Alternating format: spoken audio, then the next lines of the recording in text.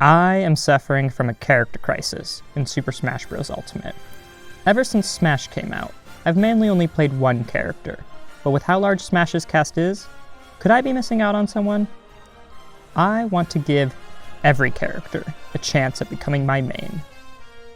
This week I played as Marth, an old favorite of mine, who is the reason I am now experiencing a character crisis. This is a series on my blog and this YouTube channel, so like the video and subscribe if you'd like to join me as I go through my character crisis.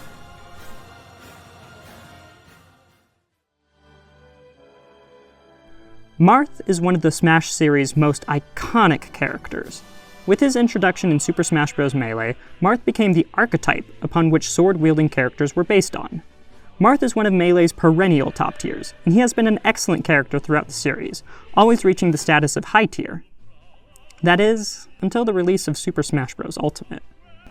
Marth was my introduction to competitive Smash Bros. Back in Smash 4. Watching MKLeo perform perfect pivot F smashes and becoming a dominant player during the reign of Bayonetta was inspiring. With the release of Smash Ultimate and new techniques such as pivot cancel tilts, Marth was looking like he would be better than ever. But as I tried to become familiar with the new engine, I slowly realized that Marth was not as good as he was in Smash 4. After getting frustrated with Marth, I switched over to Lucina, and before I knew it, I got her into Elite Smash. This is the story of Marth in Smash Ultimate. Why play Marth when you can perform better with less effort as Lucina? When MKLeo was playing Ike and Lucina instead of Marth, it signaled the end of an era for Marth in competitive Smash. But here's the thing. We're no longer playing Smash in 2019. The metagame of Super Smash Bros. Ultimate has completely changed since then. We've become more skilled players of this game. Our spacing has improved thanks to the discovery of techniques like Slingshot and through mastery of the physics engine. Meanwhile, Marth was buffed throughout several patches, while the only changes Lucina got were nerfs. The conversation about which character is better hasn't changed, despite the underlying characters being vastly different from when we first started playing this game. Marth is good now, and I'm tired of pretending he's worse than Lucina. The underlying difference between Marth and Lucina comes down to how their swords function. Lucina's sword behaves the same from hilt to tip and has consistent knockback and damage. Marth has a mechanic called Tipper, which means that if you hit an opponent with the tip of the sword, you'll be rewarded with significantly more damage and knockback as a result. However, if you hit with any other part of the sword, you'll get a sour spot, which is weaker than if you had hit someone with Lucina's sword. In 2019, Marth's tippers were really hard to connect with, which made Lucina the more consistent choice for tournament play. But with patch 8.0, Marth received massive changes to his aerials, which made landing tippers far easier than ever before.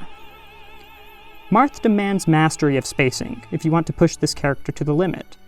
There are two techniques in Smash Ultimate that will allow you to correctly space your moves: pivot cancel tilts and Slingshot.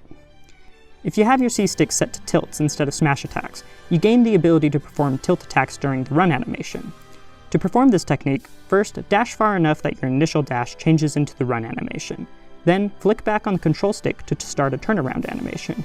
During the 11 frames of this animation, you can input a direction on the C-stick to perform the appropriate tilt. Marth's tilts are really powerful, and can easily tipper opponents who are standing on platforms. This technique is one of the main playstyle differences between Marth and Lucina, and is a major contributor to why Marth has a better ground game than Lucina. Slingshot is another important technique for Marth, but wasn't discovered until last year by Gimmer. Slingshot allows you to change the way your character is facing when they jump off the ground. This is significant because it allows you to use more aerials, and also, more importantly for Marth, subtly influence your spacing. To perform a Slingshot, simply dash in a direction, and while you are in your initial dash animation, flick the stick back and down to input a jump. If done correctly, your character will be facing the opposite direction from which you dashed, but will maintain momentum from the dash as you fly through the air. If you'd like to learn more about pivot cancel tilts or Slingshot, I've included links to videos in the description below. Marth will not give you tippers for free. His buffs were important, but did not take away from the skill that is needed when piloting this character. But the reward for landing a tipper is huge, and more than makes up for the time spent learning the character. Not many fighters are capable of consistent setups that can kill as early as 30%, or safe tilt attacks that kill at 80%. If you take the time to learn how this character works, what it means to space tippers for different attacks, and master movement techniques, you'll do great with Marth. But don't just take my word for it. See for yourself what can happen when my Marth is playing at my best. みんな、見ていてくれ!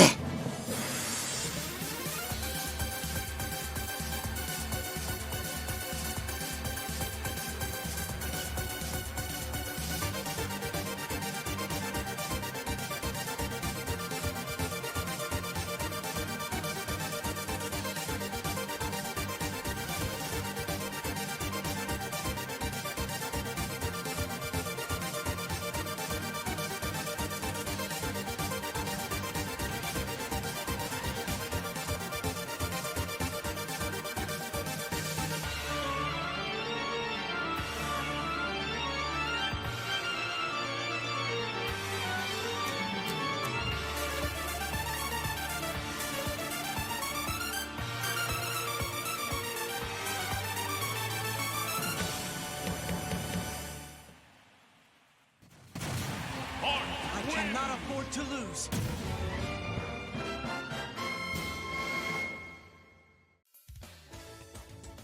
I care a lot about Marth. When Smash Ultimate came out and I realized Marth was bad, I was crestfallen. He's my main in both Melee and Smash 4. Ultimately, I ended up maining Princess Daisy, which I don't regret, but I still missed Marth. Last year was when I first began to experience my character crisis. One day, I chose Marth on a whim, and for some reason, he finally clicked with me. I decided to make him my co-main again, and less than a month after this decision, I used Marth to take a set off the 5th best player in Utah, which was the biggest upset of my career up to this point. I would have continued pushing my Marth, but then I had the idea to make this series, and chose to drop him in favor of making content. However, as soon as I started this series, I knew that I would pick up Marth again. Crown the Third was a super major that my local community was running. Crown was going to be the first super major I had ever attended, and I knew I needed to bring a character I cared about if I wanted to do well. Leading up to Crown, I grinded to learn this character. I truly believe in Marth's potential, and I wanted to prove that he is as good, if not better than Lucina. And what better time to do it than at my own local super major, Crown the Third. I attended a local 1 week before Crown was supposed to happen. Here, I was paired up against Sinvex, Lucina main. This was my chance to prove that Marth could compete with Lucina, and even do better than her. It's a dead even match, but after I go down to my last stock, I mess up, and I make a couple small mistakes that eventually ended up with my shield getting broken. Game 2 is a similar story, with the games being even until I get to my last stock, where Sinvex is able to turn an inch into a mile. Sinvex played well, but I was still disappointed I wasn't able to take a game. My next set had me up against Spicy Mario, who promptly knocked me out of the bracket. Going 0-2 a week before heading into Crown was worrying. Even though I was playing one of my favorite characters, it wasn't enough. Granted, I fought 2 excellent players in a row, but I don't have the excuse I normally do of never playing this character before. What I realized is that, just like when I was playing as Link, I was putting pressure on myself to succeed. This pressure ended up causing me to fail. It felt like succeeding was necessary to prove that Marth is viable now, and facing Lucina brought that to the forefront of my mind. Going into Crown, I knew that it was vital I didn't put this pressure on myself to succeed, and instead focused on just performing at my best. On the day of Crown, I was excited to compete. I still had nerves about doing well, but I was careful to not let that get to my head. Instead of coming to Crown to win games, I came to Crown to play at my best, whatever that meant. I started off the day by playing doubles with an old coach of mine, TLK777, and we were able to get 49th out of 99 teams with a 1-2 set record. Doubles was fun, but a few hours later, it was finally time for me to start playing in the main bracket. To start off my tournament, I had to fight Cloud, a character that I did not enjoy fighting against as Daisy. Game 1, I was able to abuse Cloud's poor recovery, and edgeguarded him multiple times for the win. He brought me to Town and City, and there he was able to mix up his recovery by air dodging to platforms. He caught me mashing with a limit blade beam, and we were on to our final game. I took him back to Pokemon Stadium 2 and played more patient, forcing him into the corner, where I was able to edgeguard him again, and finally win the set. My next opponent was Nexus, a strong Falco main from California. In Game 1, things were going well, until a laser takes my jump without me realizing, and I die at 44%. In Game 2, I'm playing nervous, and I pull the trigger too quick on a few up Bs out of shield, which leads to me getting heavily punished. Had I tried to relax more and play patient like I had done against Kip, I feel like I would have done much better in this set. I brought some of this nervous energy into my next set against a Hobbler, a Pichu main, but after a self-destruct on his part, I could tell that we were both a little nervous. I got an F-tilt into an F-tilt, which ended up killing him at 63%, stealing Game 1.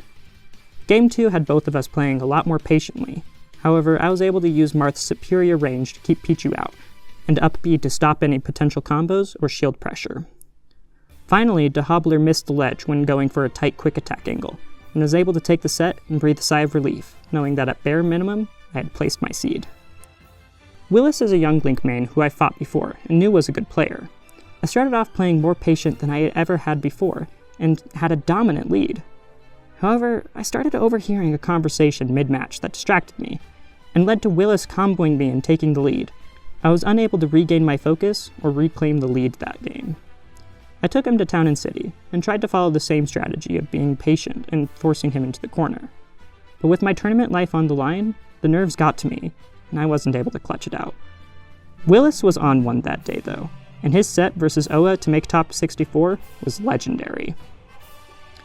At the end of the day, I was able to achieve my seed, and placed 193rd out of 421 competitors. There were a lot of things that I could have done differently, but overall, I'm happy with how I performed. I think my biggest weakness this weekend was a combination of tournament nerves and being unprepared to deal with a loud and distracting environment. Going forward, I'm going to try to incorporate using headphones while I play, since outside distractions have been an issue for me at my last few tournaments. Crown ended up being a very fun tournament to attend, and even after I was out of the bracket, there was still plenty of things for me to do, such as watching people dance with fire and enjoying top 8 in a hot tub. Crown is awesome. I love the event my community has put together, and I'd love to see you at Crown the 4th next year. Final results. Me going 2-2 at a Super Major is never going to be enough to convince people that Marth is good now. But I'm not the only Marth main in Utah. Krieg, who plays on Box, recently took the title of Best Player in Utah over Sen, who was ranked as the 31st best player in the world last year. At Crown, he was able to place 33rd, with mostly solo Marth. Ignize is another Marth main, who is PR in Southern California, one of the most competitive regions Smash Ultimate has to offer. If Marth is capable of reaching PR in multiple different regions, there is no reason to believe that these players would be performing better if they were playing as Lucina instead. Marth has all the tools he needs to succeed as a solo viable character now, and I wish people would recognize that instead of parroting an argument that is 4 years old.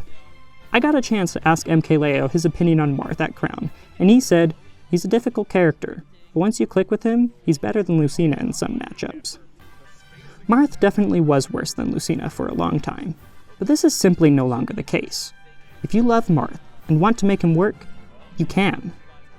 Choosing Marth over Lucina isn't a strictly worse decision in 2023. They do different things, and I'll go into that more when I eventually get to play as Lucina. She won't be my next character though. The fans have chosen and voted for the character that ended up taking the crown this weekend instead. If you want to participate in the next poll, the link is in the description below. I would just like to take a moment and say thank you for 1,000 subscribers. I've received so much love and support from creating this series, and I'm excited to keep it going. It's time for me to play with the infamous Robotic Operating Buddy, aka Rob. See you on Tuesday.